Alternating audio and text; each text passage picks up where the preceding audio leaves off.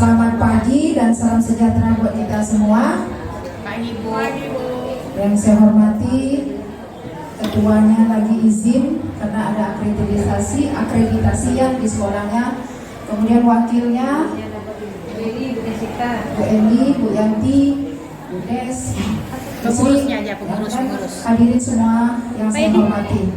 Alhamdulillahirabbil alamin. Pagi ini kita masih diberi kesehatan oleh Allah Subhanahu wa taala sehingga kita bisa berkumpul di ruangan serbaguna di SMP Negeri 10 dalam rangka MGMP. Hari ini Pak Edi dan Ibu Asmi, Pak Edi dari SMP 7 dan Bu Asmi dari SMP 42 akan mempresentasikan modul ya Pak, modul dari calon guru penggerak mereka. Kalau Pak Edi judulnya yaitu diseminasi budaya positif. Yang sama-sama kita hormati Ketua MGMP dalam hal ini diwakili oleh Bu Wakil Bu Eli. Sebelumnya saya ucapkan terima kasih karena sudah diberikan izin untuk bisa berbagi. Jadi tadi sudah ada pertanyaan padahal presentasinya belum. Ya, diseminasi itu penyebar luasan informasi atau info. Jadi ini adalah tugas sebenarnya dari program yang sedang saya pilih sekarang yang berjalan di negara modul 1.4. Kalau di CGP itu tentang budaya positif, tapi kalau di PMN itu disiplin positif, tapi materinya juga sama. Insya Allah nanti kita akan coba bahas beberapa aksi nyata, karena beberapa pilihan aksi nyata untuk disiplin positif itu salah satunya nanti ada tentang membuat keyakinan kelas dan segitiga restitusi. Terima kasih. Oke, kita mulai dari pertanyaan pemantik Bapak Ibu. Pertanyaannya adalah apakah Bapak dan Ibu sudah menyelesaikan topik disiplin positif di PMN? Sudah. Boleh angkat tangan Bu yang sudah? Biasanya, yo 1, 2, 3, 4, 5. Aksi nyatanya sudah ya Bu? Sudah. Kalau Bu ini dalam bentuk apa kemarin Bu? Keyakinan kelas. Bu Desi? Keyakinan kelas. Keyakinan kelas. Bu Asmi? Sama. Rata-rata keyakinan kelas ya. Pertanyaan kedua, sudahkah di sekolah kita terwujud budaya positif? Nah, kalau sebagian ya, kalau di sekolah saya mungkin belum. Ya, kita ambil saja contoh misalnya budaya hormat. Masih banyak anak yang merasa tidak nyaman di sekolah karena temannya yang suka mengejek dan membuli. Ya, saya pribadi sebagai guru pun juga merasa kurang nyaman karena ketika ada niat untuk berbagi, masih ada rasa risih dalam hati untuk melakukan itu. Itu membuktikan bahwa di sekolah itu masih belum ada budaya positif sehingga kita merasa aman dan nyaman.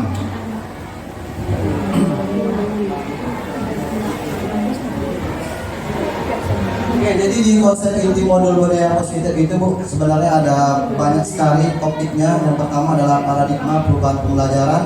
Yang kedua budaya positif, 3 motivasi perilaku dan kebutuhan dasar manusia, 4 keyakinan kelas, 5 posisi kontrol, dan 6 restitusi. Kita akan coba bahas satu persatu dan saya usahakan pembahasannya secara sederhana mungkin agar mudah dipahami. Konsep pertama, perubahan paradigma pembelajaran.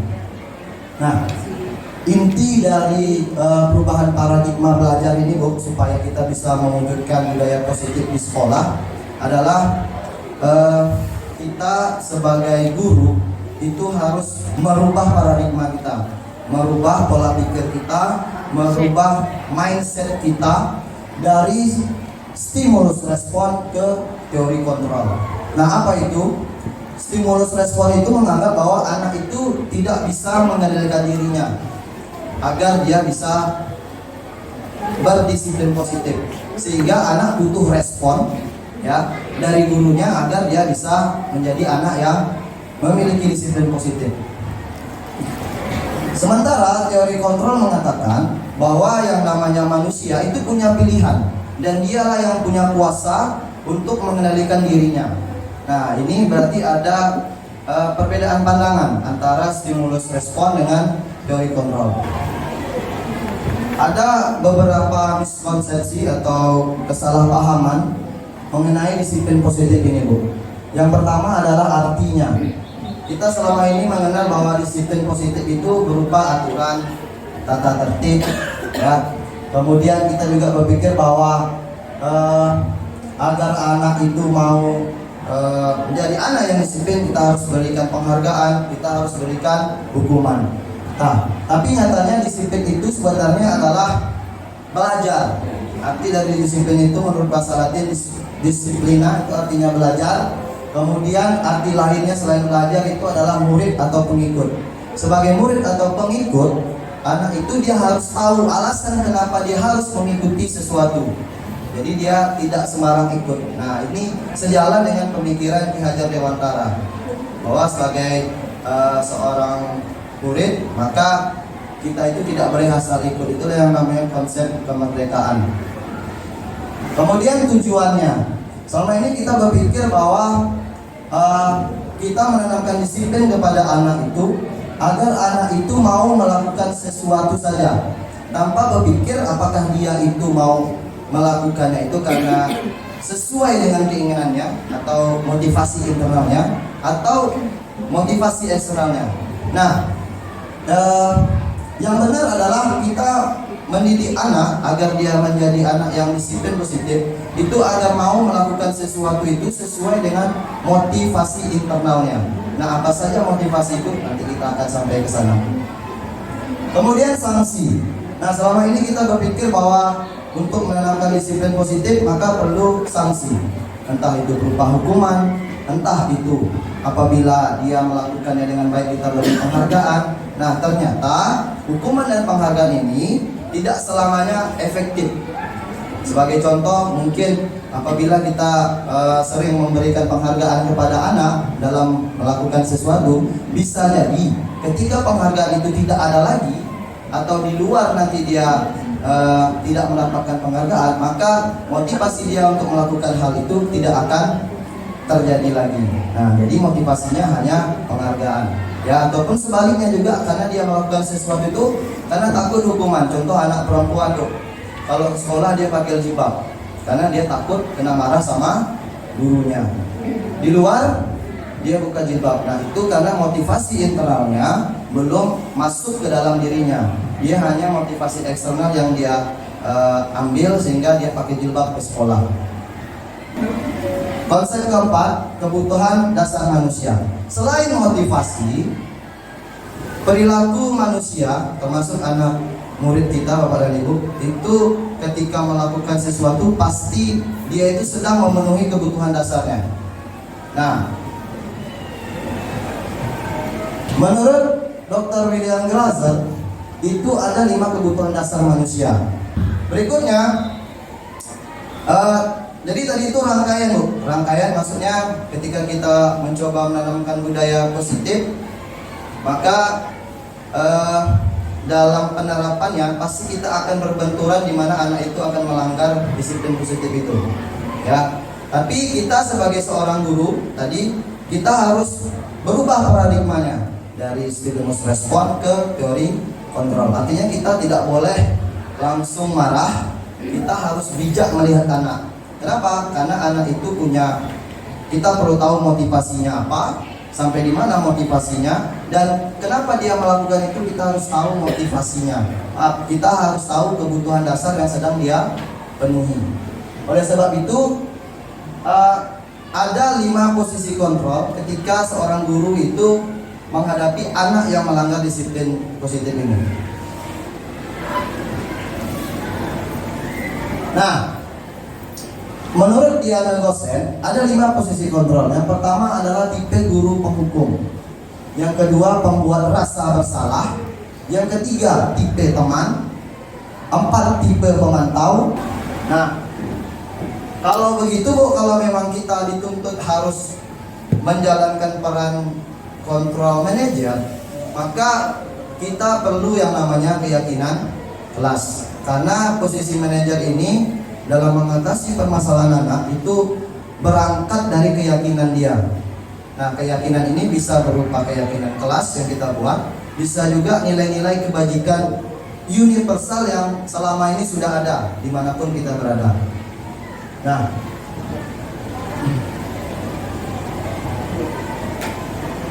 konsep keenam, keyakinan kelas. Ini salah satu aksi nyata ya Bapak dan Ibu. Keyakinan kelas itu adalah sesuatu yang diyakini bersama, yang bermula dari penyatuan pikiran untuk menjadi nilai-nilai kebaikan universal untuk dipahami dan diterapkan di kelas-kelas. Nah, ini contoh keyakinan kelas tuh. Yang pertama kita buat dulu peraturan kelas. Di sini ada 5 contoh yang saya buat. Pertama, tidak boleh datang terlambat. Kedua, tidak boleh mengambil barang teman tanpa izin. 3, tidak boleh berkata kotor di kelas. 4, tidak boleh menghina teman di kelas. 5, tidak boleh ribut saat guru menjelaskan pelajaran. Ini contoh saja Bapak dan Ibu, mungkin bisa lebih ya. Nah, setelah peraturan kelas ini ada, maka selanjutnya kita rubah peraturan yang kalimatnya negatif ini menjadi kalimat positif. Nah, maka akan menjadi 1, datang tepat waktu. Yang kedua, izin dahulu sebelum meminjam barang milik teman. Yang ketiga, berkata sopan di dalam kelas. 4, bersikap santun di dalam kelas. Dan 5, menghormati guru. Nah, setelah kita ganti ke kalimat positif, maka kita generalisasi, kita ubah ke nilai kebajikan universal. Sebenarnya nilai kebajikan universal ini ada banyak ya Bu yang dikeluarkan oleh beberapa organisasi. Kalau di kurikulum Merdeka itu adalah yang P3 itu Bu, profil pelajar Pancasila yang 6 itu ya. Nah, setelah kita ubah jadi nilai kebajikan, maka yang pertama adalah menghargai. Menghargai ini maksudnya adalah kami meyakini sebagai warga kelas bahwa sangat penting untuk menghargai dengan masuk tepat waktu ke kelas. Yang kedua adalah hormat. Kami meyakini bahwa sangat penting untuk menghormati semua orang, guru dan teman, dan barang milik orang lain. Nah, kemudian keyakinan kelas itu ditandatangani dan ditempel di dalam kelas.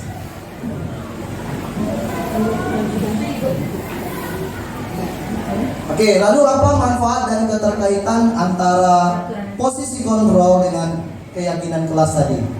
Adalah kita dapat menggunakannya untuk mengatasi masalah yang dihadapi oleh murid menggunakan segitiga restitusi. Apa itu segitiga restitusi? Nah, tadi sudah saya sampaikan Bu.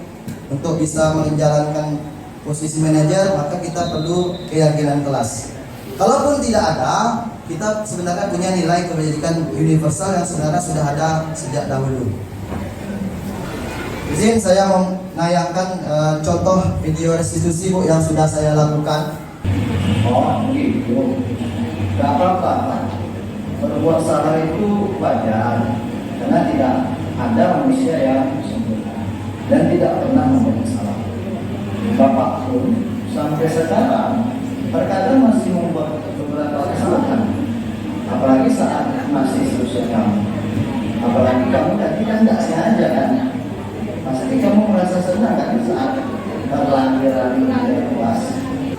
Oke Bu, Bapak dan Ibu, terima kasih sudah mendengarkan saya menyampaikan materi.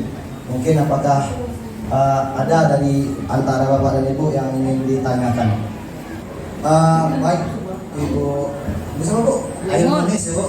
Ya. Terima kasih untuk pertanyaannya Bu. Tadi Ibu sudah mencoba semuanya, gitu ya? Sudah pernah melaluinya. Sudah pernah melakukan semuanya. Ya. Terus Ibu bertanya, apa yang saya harus lakukan? Mulai dari mana? Oh gitu. Untuk memulai dari posisi manajer ini ya Bu. Sebenarnya Ibu sudah memulainya Bu. Inilah dia. Jadi Ibu tahu dulu apa posisi manajer itu, kemudian apa saja langkah-langkah atau tahapan dari segitiga restitusi, kan itu sudah Ibu terima. Yang kedua Bu, yang mungkin Ibu harus lakukan, terapkan. Jadi coba sedikit demi sedikit, pasti yang namanya awal mencoba Bapak dan Ibu pasti tidak sempurna.